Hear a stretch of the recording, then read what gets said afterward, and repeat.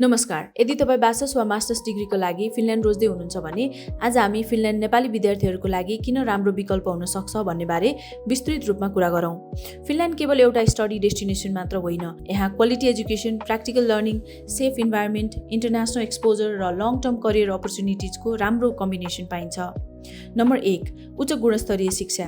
फिनल्यान्डको education system विश्वभर राम्रो reputation भएको एजुकेसन सिस्टम मध्ये एक हो। यहाँ एजुकेसनमा केवल टेक्स्टबुक नलेजमा मात्र फोकस गरिँदैन। विद्यार्थीको critical thinking, problem solving, creativity, innovation, practical skills, independent learning जस्ता स्किल डेभलपमेन्टमा पनि विशेष ध्यान दिइन्छ। यसले विद्यार्थीलाई केवल डिग्री प्राप्त गर्न होइन, फ्युचर करियर र प्रोफेसनल लाइफका लागि पनि तयार गर्न सहयोग गर्छ। नम्बर 2, इङ्ग्लिस टट प्रोग्राम्स। इन्टरनेसनल स्टुडेन्ट्सका लागि फिनल्यान्डमा धेरै ब्याचलर्स र मास्टर्स प्रोग्राम्स इङ्ग्लिस ल्याङ्ग्वेजमा उपलब्ध छन्। त्यसैले नेपाली विद्यार्थीहरूले फिनिस ल्याङ्ग्वेज नजानेको अवस्थामा पनि आफ्नो हायर एजुकेसन सुरु गर्न सक्छन्। तर फिनल्यान्डमा लङ टर्म करियर बनाउन चाहने विद्यार्थीहरूको लागि फिनिस वा स्विडिस ल्याङ्ग्वेज सिक्नु फ्युचर इम्प्लोयमेन्ट र इन्टिग्रेसनको लागि थप फाइदाजनक हुन सक्छ। नम्बर 3, फिनल्यान्डमा 2 प्रकारका हायर एजुकेसन इन्स्टिट्युसन्स। फिनल्यान्डको एजुकेसन सिस्टम बुझ्दा एउटा महत्त्वपूर्ण कुरा बुझ्नुपर्छ। यहाँ मुख्य 2 प्रकारका हायर एजुकेसन इन्स्टिट्युसन छन्। एउटा हो युनिभर्सिटी। युनिभर्सिटीलाई हामी सामान्य रूपमा ट्रेडिसनल युनिभर्सिटी पनि भन्न सक्छौँ, नेपालको टियु, पियु जस्तै। यहाँ मुख्य रूपमा एकाडेमिक, थियोरिटिकल, रिसर्च बेस्ड एजुकेसनमा फोकस गरिन्छ। यदि तपाईँ research, academic studies, theoretical knowledge वा फ्युचर एकाडेमिक करियरमा इन्ट्रेस्टेड हुनुहुन्छ भने युनिभर्सिटी राम्रो अप्सन हुन सक्छ। अर्को भनेको university of applied sciences, UAS. युएएसमा प्र्याक्टिकल, प्रोफेसनल र करियर ओरिएन्टेड एजुकेसनमा बढी फोकस गरिन्छ। यहाँ practical projects, internships, industry collaboration, real world assignments, working life oriented learning मार्फत विद्यार्थीलाई प्रोफेसनल इन्भाइरोमेन्टका लागि तयार गरिन्छ। त्यसैले प्र्याक्टिकल एजुकेसन र इम्प्लोयबिलिटीमा बढी फोकस गर्ने विद्यार्थीको लागि युएएस नै एट्र्याक्टिभ अप्सन हुन सक्छ। नम्बर 4, हामी युएएसमा किन बढी फोकस गर्छौँ? अब प्रश्न आउँछ, नेपाली विद्यार्थीका लागि हामी युएएसलाई किन बढी फोकस गर्छौँ? यसको मुख्य कारण हो युएएसको प्र्याक्टिकल र करियर ओरिएन्टेड अप्रोच। विशेष गरी विभिन्न एकाडेमिक ब्याकग्राउन्ड्स भएका विद्यार्थीहरूका लागि प्रोग्राम अनुसार सुइटेबल अप्सन्स खोज्न सकिन्छ। जति वर्षको ग्याप भए पनि, जति जिपिए पर्सेन्टेज भए पनि, जति एज भए पनि फरक पर्दैन। तपाईँले युएएसमा एप्लाई गर्न मिल्छ। तर एउटा कुरा अत्यन्तै महत्त्वपूर्ण छ, 20 इयर्सको ग्याप, 1.9 जिपिए वा जुनसुकै एज भए पनि सबै युनिभर्सिटीमा ग्यारेन्टेड एडमिसन हुन्छ भन्ने होइन। हरेक युनिभर्सिटी र प्रोग्रामको आफ्नै एलिजिबिलिटी क्राइटेरिया हुन्छ। साथै हरेक युनिभर्सिटीले इन्ट्रान्स इक्जाम वा आफ्नो सेलेक्सन प्रोसेस पुरा गरेपछि मात्रै अफर दिन्छ। त्यसैले एन्ट्रान्स इक्जाम पास गर्नु नै सबैभन्दा महत्त्वपूर्ण कुरा हो।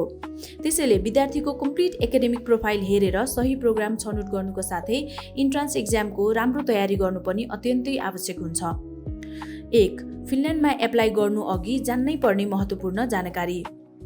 सबैभन्दा पहिले फिनल्यान्डमा स्टडीको लागि एप्लाई गर्नु अघि रेजिडेन्स पर्मिटको क्याटेगोरी बुझ्नु अत्यन्तै महत्त्वपूर्ण हुन्छ। फिनल्यान्डमा मुख्य रूपमा ए क्याटेगोरी र बी क्याटेगोरीका रेजिडेन्स पर्मिट हुन्छन्। ए क्याटेगोरी रेजिडेन्स पर्मिट युनिभर्सिटीको ब्याचलर्स वा मास्टर्स डिग्री प्रोग्राममा अध्ययन गर्न जाने विद्यार्थीले सामान्यतया ए क्याटेगोरीको कन्टिन्युअस रेजिडेन्स पर्मिट प्राप्त गर्छन्। यो पर्मिट लङ टर्म स्टडी र करियर प्लानिङको लागि महत्त्वपूर्ण हुन्छ। यस पर्मिट अन्तर्गत एलिजिबल विद्यार्थीले आफ्नो स्टडिज पुरा गरेपछि काम खोज्न वा बिजनेस सुरु गर्न पोस्ट स्टडी रेजिडेन्स पर्मिटका लागि एप्लाई गर्न सक्छन्। साथै आवश्यक रिक्वायरमेन्ट्स पुरा गरेमा पछि वर्किङ रेजिडेन्स पर्मिट र पर्मानेन्ट रेजिडेन्सका लागि पनि अगाडि बढ्न सकिन्छ।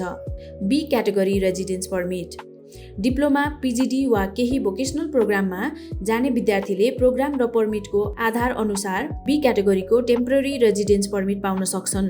यो पर्मिट टेम्पररी नेचरको हुन्छ र बी पर्मिटमा बसेको अवधि पर्मानेन्ट रेजिडेन्सको रिक्वायरमेन्ट रेजिडेन्स पिरियडमा सामान्यतया गणना हुँदैन।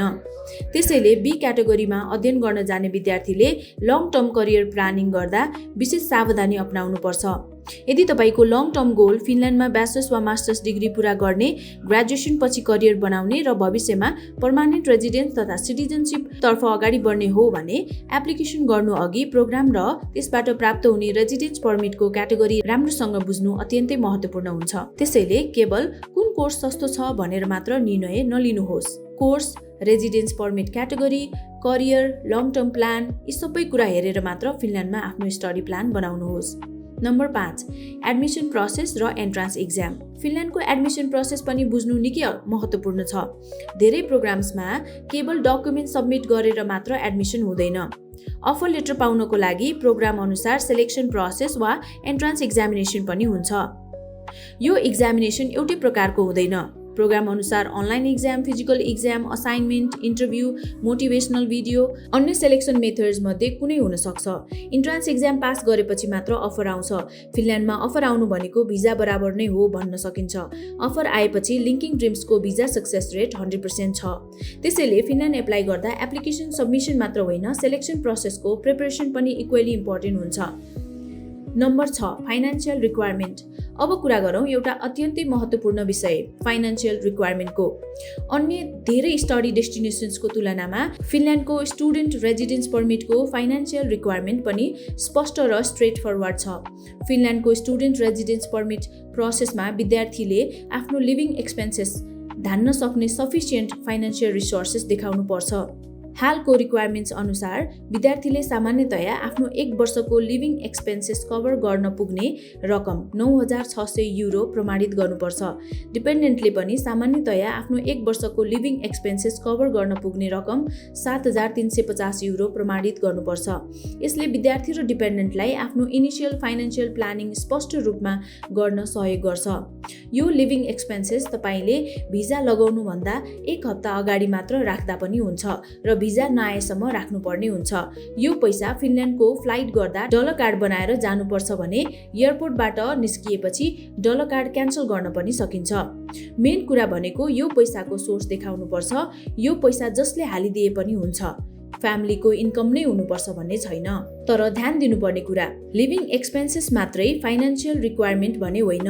Tuition fee, insurance, accommodation, travel र अन्य इनिसियल सेटलमेन्ट कस्ट पनि विद्यार्थीले आफ्नो फाइनान्सियल प्लानिङमा समावेश गर्नुपर्छ र इमिग्रेसन रुल्स तथा रिक्वायर्ड एमाउन्ट समयअनुसार परिवर्तन हुन सक्ने भएकोले एप्लिकेसन गर्दा लेटेस्ट अफिसियल रिक्वायरमेन्ट जाँच गर्नु अत्यन्तै महत्त्वपूर्ण हुन्छ। Number 7, part time work opportunity.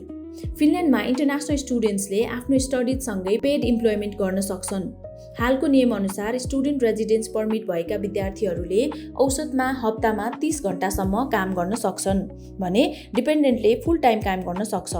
डिपेन्डेन्टले फुल टाइम एग्रिमेन्ट भएको जब भेट्टाएमा आफ्नो रेजिडेन्स पर्मिटलाई वर्किङ भिजामा पनि चेन्ज गर्न सक्छ। तर एउटा महत्त्वपूर्ण कुरा, पार्ट टाइम जबलाई फिनल्यान्डमा मुख्य फाइनान्सियल सोर्स बनाउनु हुँदैन। पहिलो प्रायोरिटी भनेको एजुकेसन र एकाडेमिक प्रोग्रेस हुनुपर्छ।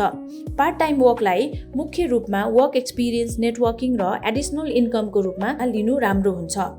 नम्बर 8, स्पाउस र चिल्ड्रेन सँगै जाने अवसर। फिनल्यान्डको अर्को आकर्षक पक्ष भनेको फ्यामिलीको अप्सन हो। एलिजिबल इन्टरनेसनल स्टुडेन्ट्सले आफ्नो स्पाउस र चिल्ड्रेनलाई फ्यामिली मेम्बर्सको रूपमा फिनल्यान्डमा साथमा लैजानको लागि रेजिडेन्स पर्मिट एप्लाई गर्न सक्छन्। यसले म्यारिड स्टुडेन्ट्सका लागि आफ्नो एजुकेसनसँगै फ्यामिली फ्युचर पनि प्लान गर्ने अपर्च्युनिटी दिन्छ। नम्बर 9, ग्रेजुएसन पछि पोस्ट स्टडी अपर्च्युनिटी। अब सबैभन्दा महत्त्वपूर्ण प्रश्न, डिग्री पुरा गरेपछि के हुन्छ? फिनल्यान्डमा डिग्री पुरा गरेपछि एलिजिबल ग्रेजुएट्सले काम खोज्न वा बिजनेस सुरु गर्न पोस्ट स्टडी रेजिडेन्स पर्मिटका लागि आवेदन गर्न सक्छन्। हाल यो पर्मिट अधिकतम 2 वर्षसम्म हुन सक्छ। यस अवधिमा विद्यार्थीले आफ्नो क्वालिफिकेसन र करियर फिल्ड अनुसार फुल टाइम इम्प्लोइमेन्ट खोज्न सक्छ। तर फुल टाइम जब आफ्नै फिल्डको नै हुनुपर्छ भन्ने छैन। फुल टाइम एग्रिमेन्ट भएको जुनसुकै जब भए पनि विद्यार्थीले आफ्नो रेजिडेन्स पर्मिटलाई वर्किङ भिजामा चेन्ज गर्न सक्छ। नम्बर 10, छिटो पिआर र सिटिजनसिपको पाथवे। फिनल्यान्डमा स्टडी गरेपछि लङ टर्म करियर प्लान बनाउने विद्यार्थीहरूको लागि अर्को महत्त्वपूर्ण विषय हो पर्मानेन्ट रेजिडेन्स र सिटिजनसिप। वर्किङ भिजामा गएपछि विद्यार्थीले फिनल्यान्डमा ल्यान्ड भएको दिनदेखि 4 वर्षदेखि 6 वर्षसम्ममा PR एप्लाई गर्न सकिन्छ। त्यसपछि आवश्यक कानुनी रिक्वायरमेन्ट्स पूरा गरेर PR पाएपछि 2 वर्षपछि फिनिस सिटिजनसिपका लागि पनि एप्लाई गर्न सकिन्छ। Residence period, employment, income, language proficiency, legal compliance र त्यस समयमा लागू हुने अन्य रिक्वायरमेन्ट्स पूरा गर्नुपर्नेछ। त्यसैले फिनल्यान्डलाई सर्ट टर्म स्टडी डेस्टिनेसन मात्र नभई एजुकेसन, करियर, लङ टर्म सेटलमेन्ट्सको पर्सपेक्टिभबाट पनि प्लान गर्न सकिन्छ। नम्बर 11, सेफ र well organize country. Finland international स्टुडेन्ट्सको लागि सेफ, पिसफुल र वेल अर्गनाइज इन्भाइरोमेन्ट भएको देश हो। विद्यार्थीहरूले आफ्नो एजुकेसनमा फोकस गर्नका साथै राम्रो क्वालिटी अफ लाइफ अनुभव गर्न सक्छन्। नम्बर 12, किन फिनल्यान्ड? यदि तपाईँ क्वालिटी एजुकेसन चाहनुहुन्छ, प्र्याक्टिकल लर्निङ चाहनुहुन्छ, इङ्ग्लिस टट प्रोग्राम्स खोज्दै हुनुहुन्छ, लङ स्टडी ग्याप भएको विद्यार्थी हुनुहुन्छ, GPA पर्सेन्टेज कम छ, एकाडेमिक प्रोफाइल अनुसार सुइटेबल US अप्सन खोज्दै हुनुहुन्छ, फ्यामिली सहित विदेशमा सेटल हुने योजना बनाउँदै हुनुहुन्छ, ग्रेजुएसन पछि करियर अपर्च्युनिटी, PR, सिटिजनसिप खोज्दै हुनुहुन्छ भने फिनल्यान्ड तपाईँको लागि एक्सप्लोर गर्न लायक स्टडी डेस्टिनेसन हुन सक्छ। तर सबैभन्दा महत्त्वपूर्ण कुरा, हरेक विद्यार्थीको प्रोफाइल फरक हुन्छ र हरेक युनिभर्सिटी तथा प्रोग्रामको रिक्वायरमेन्ट्स पनि फरक हुन्छ। त्यसैले केवल फिनल्यान्ड सजिलो छ भनेर एप्लाई गर्ने होइन। आफ्नो academic background, study gap, GPA, age, English proficiency, financial situation र फ्युचर करियर गोल अनुसार सही युनिभर्सिटी र सही प्रोग्राम छनौट गर्नु नै सक्सेसफुल फिनल्यान्ड स्टडी जर्नीको पहिलो स्टेप हो। अब यदि तपाईँ फिनल्यान्डमा ब्याचलर्स वा मास्टर्स अध्ययन गर्ने योजना बनाउँदै हुनुहुन्छ र आफ्नो प्रोफाइल अनुसार कुन युनिभर्सिटी, कुन प्रोग्राम र कुन एडमिसन राउट तपाईँको लागि सुइटेबल हुन्छ भनेर सोच्दै हुनुहुन्छ भने आजै लिङ्किङ ड्रिम्समा प्रोफेसनल काउन्सिलिङ बुक गर्नुहोस्। हामी वर्षौँदेखि फिनल्यान्डको क्षेत्रमा काम गर्दै आएका छौँ। हाम्रो अफर लेटर सक्सेस रेट एकदमै राम्रो छ भने अफर आएपछि हाम्रो भिजा सक्सेस रेट 100% छ। त्यसैले आफ्नो फिनल्यान्ड स्टडी जर्नी सही इन्फर्मेसन र सही गाइडेन्सबाट सुरु गर्नुहोस्। धन्यवाद।